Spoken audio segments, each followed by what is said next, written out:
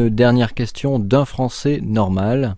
Bonsoir, voulez-vous imiter les USA sur leur patriotisme, par exemple la présence de drapeaux français dans les salles de classe ou encore apprendre aux enfants l'hymne national? Alors j'aurais là-dessus quelque chose qui est nuancé. C'est-à-dire que moi je n'aime pas trop quand je vois le président des États-Unis aujourd'hui, son prédécesseur également, son antéprédécesseur aussi, Barack Obama, George W. Bush, quand je vois tous les ministres américains, et même d'ailleurs les membres du Congrès, de la Chambre des représentants du Sénat, je crois même un certain nombre d'ambassadeurs et de militaires, ils ont tous désormais aux États-Unis, là où nous avons notre petite épinglette de notre mouvement politique, qui est un rameau d'olivier, symbole de paix, symbole de pacifisme, symbole de la colombe qui apporte à Noé à la fin du déluge le symbole de la fin du déluge, le symbole de la paix, et puis c'est le symbole du retour au franc. Hein, c'était ce qui figurait sur la pièce de 1 franc, le côté pile, dessiné par le graveur Oscar Rotti en 1897. Moi, je n'aime pas trop voir tous ces officiels américains avec le drapeau américain en épinglette. Je trouve qu'il y a quelque chose, ça me fait penser à la Corée du Nord, pour être exact. C'est exactement la même chose qu'en Corée du Nord. Vous avez, ils ont tous le portrait de Kim Jong-un ou de Kim Il-sung ou de Kim Jong-il, enfin de toute la dynastie. C'est la même chose aux États-Unis. Je ne trouve pas ça très sain. Donc moi, vous ne me verrez, sauf pour une manifestation, vous ne me verrez pas porter un pins avec constamment le drapeau bleu-blanc-rouge. Je trouve que c'est un peu trop. C'est un peu trop. Mais de la même façon qu'il ne faut pas aller trop dans un sens, il ne faut pas aller non plus trop dans l'autre. Et moi, je suis quand même assez scandalisé du fait qu'en France, on voit de moins en moins le drapeau bleu-blanc-rouge. Et quand on le voit, c'est souvent des versions qui sont antédiluviennes, qui ont pris la pluie, le soleil, qui sont complètement délavées. Un beau drapeau bleu-blanc-rouge qui frappe l'imagination, on n'en voit quasiment plus. J'en ai vu un l'autre jour, ça m'a même frappé parce que je suis allé à Noyon, pour y faire d'ailleurs une réunion publique, et j'avais été invité très gentiment par la radio locale de la bande FM qui s'appelle Noyonnaire. En arrivant devant la ville de Noyon, il y avait un rond-point avec un magnifique drapeau bleu-blanc-rouge tout neuf. Je me suis dit, tiens, ça m'a surpris, on en est là.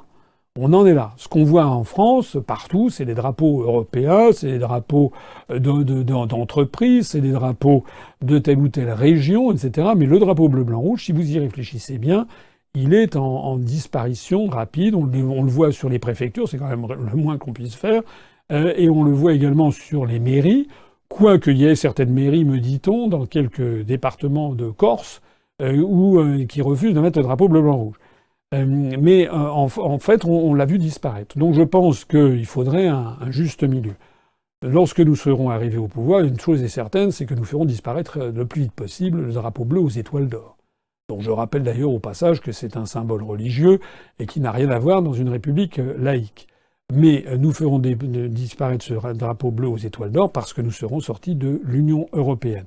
Donc en revanche, nous présenterons le drapeau bleu-blanc-rouge un peu partout. Alors, faut-il que ce soit dans les salles de classe? Je trouve ça un petit peu excessif. Moi, je me rappelle quand j'étais petit, je me rappelle que dans les écoles où j'étais, il y avait dans la salle d'honneur du collège, enfin de l'école, puis du collège et du lycée, il y avait dans la grande salle d'honneur où avaient lieu les réceptions, il y avait la Marianne, le buste de Marianne, avec le drapeau de la République et puis le portrait du président de la République en exercice. Ça me paraissait bien. On va pas mettre ça non plus peut-être dans toutes les classes. Voilà, moi je réfléchis comme ça. J'ai pas réfléchi beaucoup à l'avance. Je pense qu'il faut se garder de tout excès. Hein. La France d'ailleurs n'est pas un pays d'excès. Nous devons être fiers de la France. Hein, c'est normal d'être fier de son pays. Mais comme le disait De Gaulle, nous sommes des patriotes. Nous ne sommes pas des nationalistes. Hein. Être patriote ou être national, comme disait De Gaulle, c'est aimer son pays et c'est normal. Être nationaliste, c'est détester le pays des autres et ça n'est pas normal. Ça n'est pas normal de détester le pays des autres, de même qu'il n'est pas normal de détester son propre pays. Il y a actuellement trop de Français qui, sous l'influence d'un air du temps véhiculé depuis des années, font en fait de la francophobie. Voilà. Il y a des gens qui nous disent parfois « vous êtes europhobe ». Moi, je ne suis pas du tout europhobe. Nous ne sommes pas europhobes à l'UPR, parce que le mot de phobie voudrait dire que ce serait quelque chose d'irrationnel, un problème psychiatrique, un problème psychique en tout cas. comme les gens qui sont agoraphobes, qui ont peur du public, etc., ou les gens qui sont claustrophobes. Donc c'était une peur irrationnelle. Nous n'avons pas une peur irrationnelle de l'Union européenne. Nous sommes contre l'Union européenne à l'issue d'un raisonnement, tout ce qu'il y a de plus rationnel, sur la base de l'analyse la plus rationnelle qui soit. Donc nous refusons absolument ce jargon de la propagande qui nous traite d'europhobes. En revanche, je trouve qu'il y a en France, et notamment chez les partis européistes, beaucoup de francophobes, c'est-à-dire une peur irrationnelle de notre propre pays. Au nom d'une pipe, c'est quand même l'un des pays les plus connus du monde, les plus aimés du monde, ça l'était du moins jusqu'à récemment, mais là, avec les politiques d'alignement complet sur Washington, nous perdons à grande vitesse le capital de sympathie que nous avions acquis au cours des siècles, mais ça reste encore un pays qui est une référence planétaire en termes de culture, de littérature, de peinture, de théâtre, de sculpture, en termes de rayonnement diplomatique, en termes de rayonnement militaire, en termes également de rayonnement dans le monde des idées. La patrie des droits de l'homme, ça veut dire quelque chose pour beaucoup de pays du monde. La patrie de la Révolution française, ça veut dire... Mais pas seulement, nous sommes les héritiers d'une longue histoire de 2000 ans. Et lorsque les Chinois, les Japonais, les Brésiliens, les Russes, les Américains viennent en France, ce qu'ils veulent voir, ça n'est pas le Parlement européen de Strasbourg, ça je peux vous l'assurer. Ce qu'ils veulent voir, les Japonais, les Chinois, les Brésiliens, les Indiens, les Russes, les Américains, quand ils viennent, les Allemands, bien sûr, les Anglais, les Algériens, les Mexicains, lorsqu'ils viennent en France, ce qu'ils veulent voir, c'est Versailles, la grandeur monarchique de la France, c'est la Bastille, ou la place de la Bastille, ils veulent voir le musée du Louvre, ils veulent voir le musée du Quai d'Orsay, le musée d'Orsay, pardon, c'est là où il y a les œuvres des impressionnistes, le musée du Louvre avec les plus grands peintres. Ils veulent voir en fait l'histoire de France, ils veulent voir également la place de la Concorde avec l'Assemblée nationale, ils veulent entendre parler de la Révolution française, ils veulent la France comme un bloc et comme un tout. Et mon objectif, si je suis un jour élu, c'est que les jeunes Français, quelle que soit leur origine, soient fiers de leur pays de façon saine. C'est-à-dire qu'ils aiment leur pays parce que c'est un pays aimant, admirable, mais que ça ne soit pas au détriment des autres. Et c'était d'ailleurs De Gaulle qui le disait, on aime bien les autres pays à partir du moment où on s'aime bien soi-même, on aime bien son propre pays. C'est pour ça que, je l'ai déjà dit dans mon programme présidentiel, notamment la télévision sera dotée d'une vocation éducative, la première chaîne de télévision renationalisée, que cela plaise ou pas aux actionnaires de Bouygues, que cela plaise ou pas à TF1 qui refuse de m'inviter, je m'en fiche. Je dis ce qu'il faut faire.